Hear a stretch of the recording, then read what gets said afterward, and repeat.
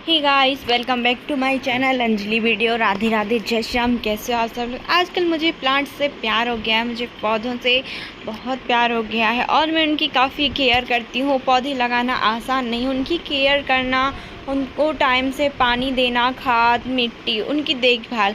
क्या हुआ, मेरे गमले में ना एक प्लांट्स लगा हुआ था जिसको इतना टाइट हो गया था अंदर से मिट्टी, मतलब उसकी जड़ें मिट्टी को पकड़ गई थी इतनी ऐसे कस के।